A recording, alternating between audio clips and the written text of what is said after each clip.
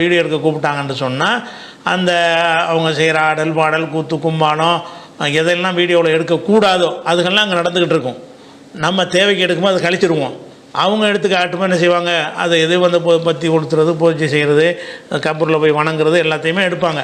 எடுத்து என்ன செய்கிறாங்கன்னா இத்தனை லட்சக்கணக்கான மக்கள் வந்து கூடுகிறார்கள், மகானுடைய அருளாசி பெறுகிறார்கள் அப்படிங்கிறதுக்கு எடுத்தீங்கன்னா அது அந்த பிரச்சாரத்துக்கு நீங்கள் துணை செய்கிறீங்க. அதன் பக்கம் மக்களை அழைப்பதற்கு துணை செய்கிறீங்க. அப்போ அதன் பக்கம் மக்களை அழைப்பதற்கு துணை செய்யும் விதமாக இருந்தால் அது கூடாது. மக்களை அதை அழைக்கிறது இல்லாமல் ஒரு செய்தியை சொல்கிற நம்ம பேசும்போது கூட சொல்லத்தானே செய்கிறோம். நான் ஒரு பற்றி பேசாமையாக இருக்கிறோம். தர்கான்னு பேசணும்னு தர்காவுக்கு அழைச்சது ஆகுமா? அந்த மாதிரியாக உள்ளதாக இருந்துச்சுன்னு சொன்னால் என்ன வீடியோவுக்கு பொதுவான சட்டம் இருக்குது.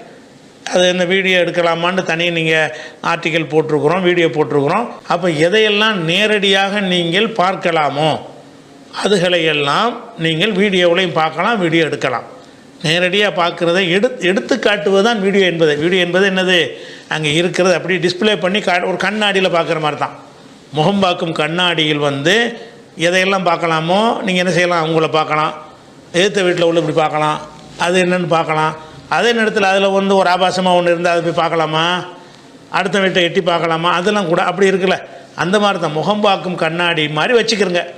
அதில் என்ன செய்யலான்னு கேட்டால் எதெல்லாம் நேரடியாக பார்ப்பதற்கு அனுமதி இருக்கிறதோ அதுகளையெல்லாம் நம்மளும் பார்க்கலாம்.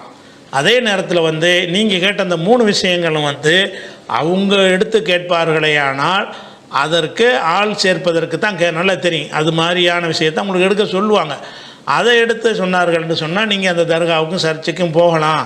அங்கே காரணம் விளங்குது பாருங்கள். எத்தனை பேர் அதில் பேக்ரவுண்டில் சவுண்டெல்லாம் போட்டு விட்ருவான். அவன் எத்தனை லட்சக்கணக்கான மக்கள் கோரிக்கை வைக்கிறார்கள் பாருங்கள், நான் ஒரு மகான்கிட்ட அப்படின்லாம் அதுக்கு தான் எடுக்கிறார்கள்னு சொன்னால் நீங்கள் அதுக்கு போய் துணை செய்ய வேண்டாம். அவ்வளோ.